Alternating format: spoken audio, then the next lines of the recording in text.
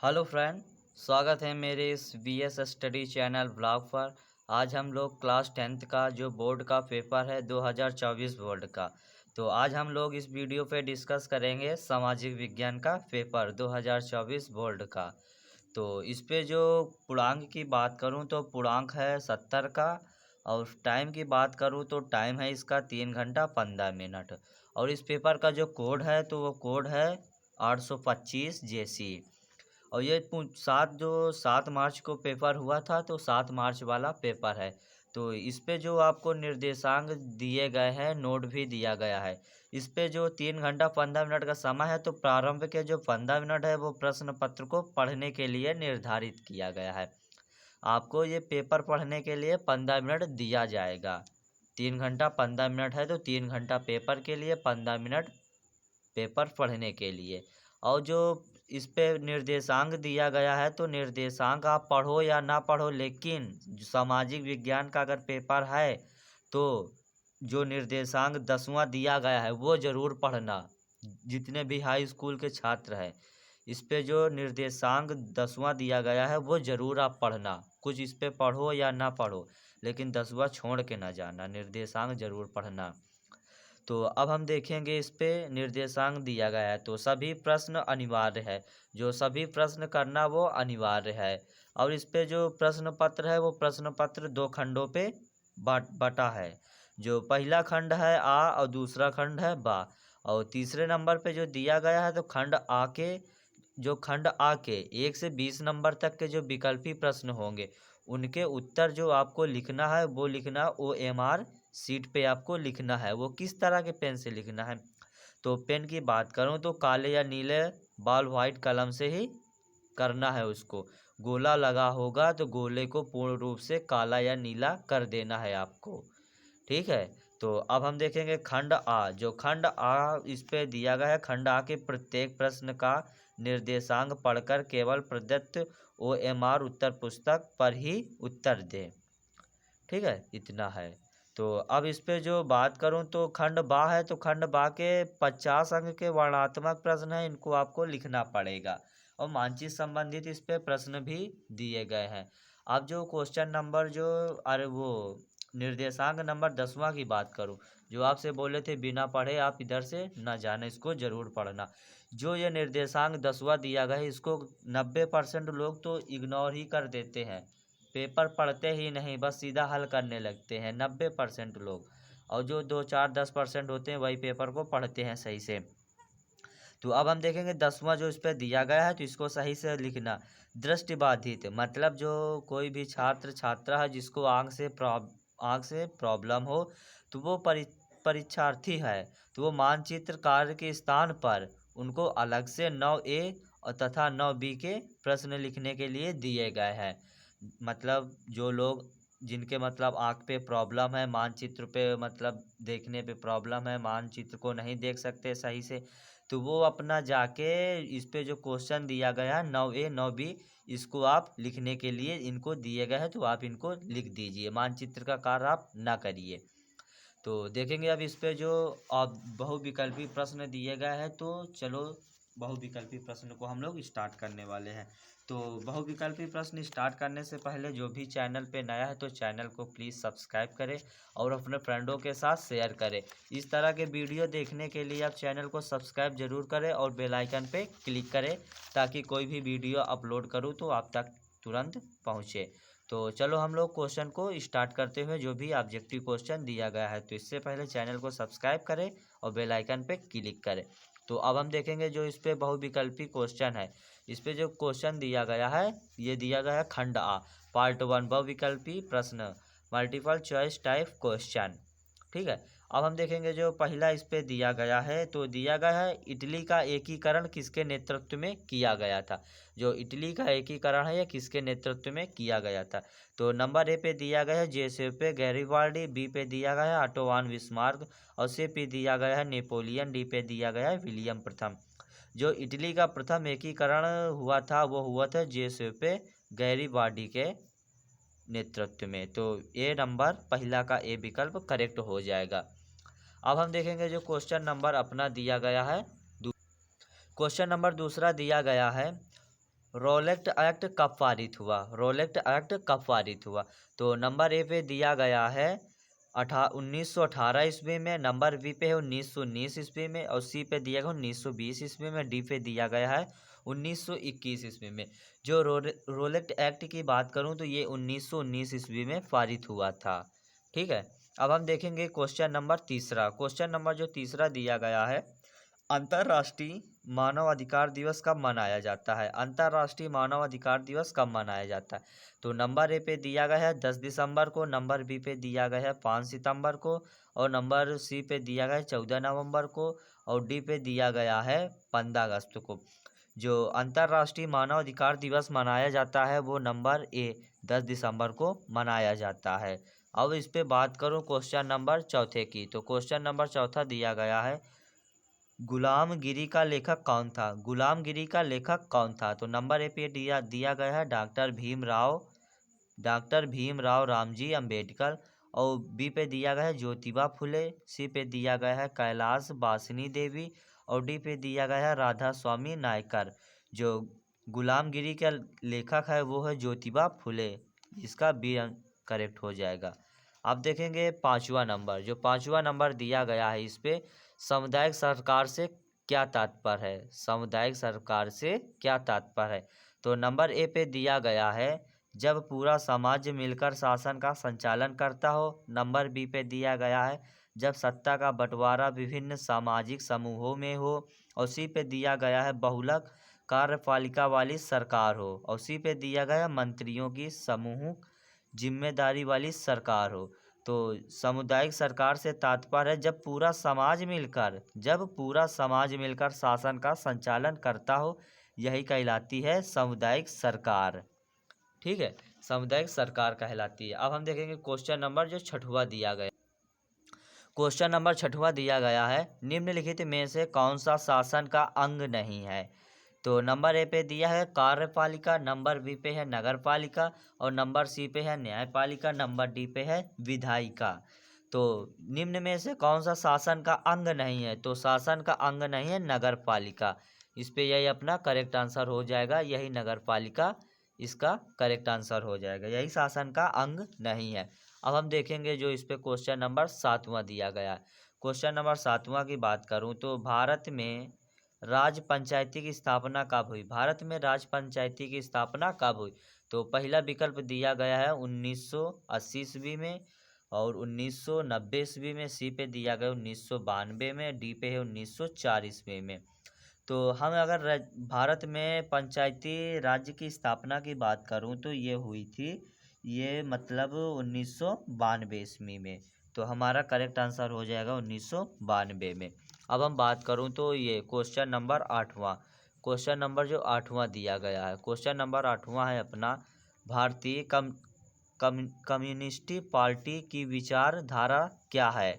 तो number A पे दिया गया है मार्क्सवाद लेनिन में विश्वास, बी पे दिया गया धर्मनिरपेक्षता और लोकतंत्र का समर्थक, सी पे दिया गया है साम्राज्यवाद और सांप्रदायिकता विरोधी, और डी पे दिया गया है इनमें से कोई नहीं।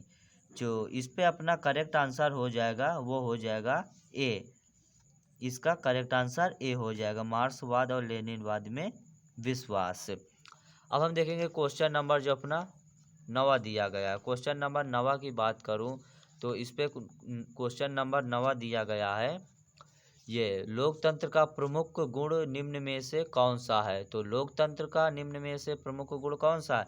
तो पहले पे दिया गया है देशभक्ति की भावना, और नंबर बी पे दिया गया है राष्ट्रीय चरित्र का निर्माण, और सी पे दिया गया है प्रगतिशील सरकार, और डी पे दिया गया है इनमें से कोई नहीं। जो लोकतंत्र का प्रमुख गुण निम्न में से कौन सा है? तो इनमें से कोई नहीं, इनमें से सभी है। ठीक है, इनमें से सभी है। अब देखेंगे क्वेश्चन नंबर जो दूसरा है वो क्वेश्चन नंबर 10वां देखिए। क्वेश्चन नंबर 10वां दिया गया है, भारतीय संघ में अवशिष्ट शक्तियाँ किसको प्राप्त है? भारतीय संघ में अवशिष्ट शक्तियाँ किसको प्राप्त है? तो नंबर ए पे है राज्य, नंबर बी पे है संघ, और सी पे है ए और बी दोनों, डी पे है इनमें से कोई नहीं। जो भारतीय संघ में अवशिष्ट शक्तियाँ प्राप्त है वो प्राप्त है हमको ए और बी दोनों पे, राज्य और संघ दोनों में हमें प्राप्त है। अब हम देखेंगे क्वेश्चन नंबर जो अपना दिया गया है 11वां।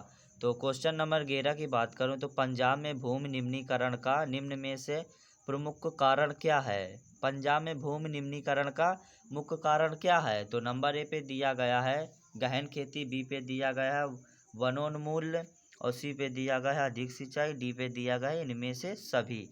तो जो इसका करेक्ट आंसर हो जाएगा पंजाब में भूमि निम्नीकरण का, तो ये हो जाएगा अधिक सिंचाई। अधिक सिंचाई ही इसका करेक्ट आंसर हो जाएगा 11वां का। अब हम बात करूं तो क्वेश्चन नंबर जो 12 दिया गया है, क्वेश्चन नंबर 12 है निम्न में से कौन सा संरक्षण तरीका समुदायों की सीधी भागीदारी नहीं करता है। तो इस पे जो कर ये नंबर ए पे दिया गया है संयुक्त वन प्रबंध, और बी पे दिया गया है बीज बचाव का आंदोलन, सी दिया गया है चिपको आंदोलन, डी दिया गया है वन्य जीव पशु विहार का परिसीमन। तो इसका जो करेक्ट आंसर हो जाएगा वो हो जाएगा डी वन्य जीव पशु परिहार का परिसीमन। तो अब हम देखेंगे क्वेश्चन नंबर जो 13वां दिया गया है। क्वेश्चन नंबर 13 दिया गया है निम्न में से कौन सी एक फलीदार फसल है। तो नंबर ए पे दिया है दालें, बी पे है ज्वार, सी पे है मोटे अनाज, डी पे है चावल। तो इनमें जो फलीदार फसल है वो है दालें। अब हम बात करेंगे क्वेश्चन नंबर 14 की। तो क्वेश्चन नंबर 14 दिया गया है निम्न में से कौन सी शब्दावली दो या दो से अधिक देशों के बीच व्यापार को दर्शाती है। तो इस पे ए पे दिया गया है आंतरिक व्यापार, बी पे दिया गया है बाहरी व्यापार और सी पे दिया गया है अंतर्राष्ट्रीय व्यापार, डी पे दिया गया है स्थानीय व्यापार। अब इस पे बात करूँ तो शब्दावली दो या दो से अधिक देशों के बीच, जब दो या दो से अधिक देशों के बीच पे होगा तो वो अंतर्राष्ट्रीय व्यापार के अंतर्गत आएगा। तो करेक्ट आंसर हो जाएगा सी 14 का। अब देखेंगे क्वेश्चन नंबर 15। क्वेश्चन नंबर जो 15 दिया गया है अपना, इस पे जो दिया गया है पृथ्वी सम्मेलन का आयोजन कब हुआ था। पृथ्वी सम्मेलन का आयोजन कब हुआ था। तो नंबर ए पे दिया गया 1951 में, और बी पे दिया गया है 1992 में, और सी पे दिया गया 1993 में, डी में है 1989 ईस्वी में।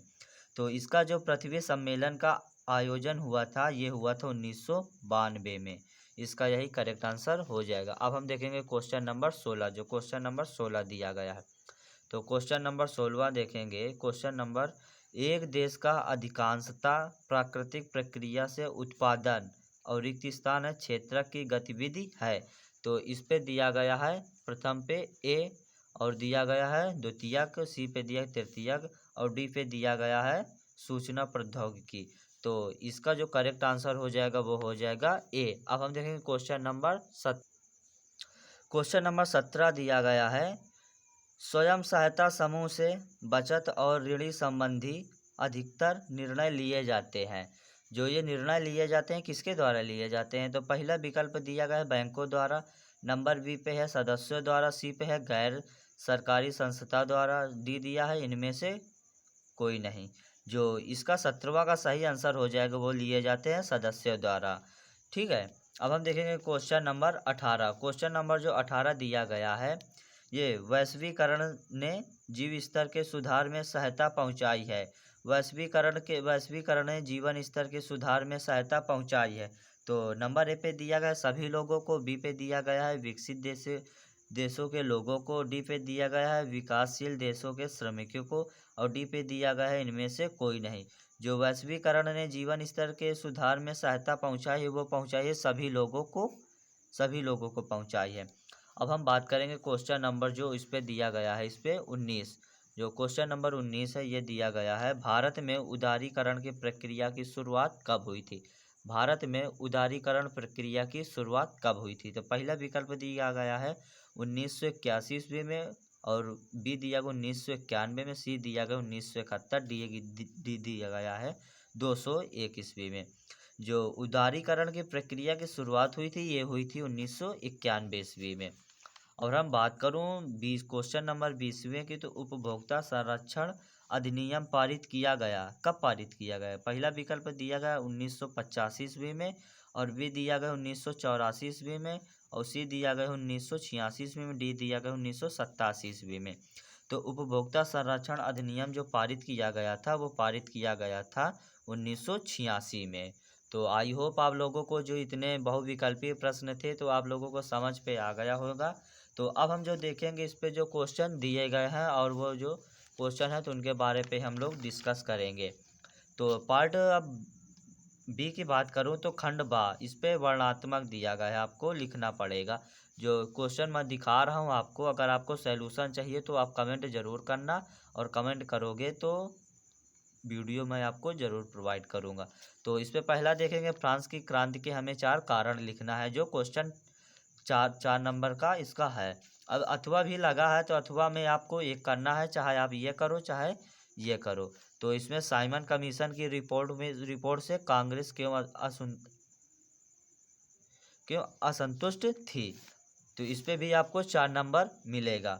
अब हम बात करेंगे जो क्वेश्चन नंबर दूसरा दिया गया है। तो क्वेश्चन नंबर जो दूसरा इस पे दिया गया है आपको, तो संघवाद से क्या तात्पर्य है, अथवा भी लगा है, आप ये करिए फिर ये करिए। तो अब देखें क्वेश्चन नंबर तीसरा। तो क्वेश्चन नंबर जो तीसरा दिया गया है, देखेंगे क्वेश्चन नंबर तीसरा। जो तीसरा पे आपको एक करना है, जो पहाड़ी क्षेत्रों में मृदा अपरदन की रोकथाम के लिए क्या कदम उठाने चाहिए। तो आपको चाहे ये करिए चाहे आप ये करिए, तो आपको एक करना है। इस पे भी 2-2 नंबर है आपको। अब हम देखेंगे क्वेश्चन नंबर जो चौथा दिया गया है। क्वेश्चन नंबर चौथा दिया गया है, सरकार द्वारा किसानों के हित में किए गए सुधार कार्यक्रमों की संक्षिप्त व्याख्या कीजिए। तो अथवा में भी दिया गया है, मिट्टी से आप क्या समझते हैं, भारत के प्रमुख प्रकार का वर्णन कीजिए। भारत में जो जिस प्रकार की मृदा पाई जाती है उसको आपको वर्णन भी करना है। तो आपको अगर सॉल्यूशन चाहिए तो आप कमेंट करना, तो मैं आपको सॉल्यूशन जरूर प्रोवाइड करूंगा। अब हम देखेंगे क्वेश्चन नंबर पाँचवा। जो क्वेश्चन नंबर पाँचवा दिया गया है, इस पे इटली के एकीकरण की प्रक्रिया को संक्षेप में लिखिए। ये आपको 6 नंबर का है।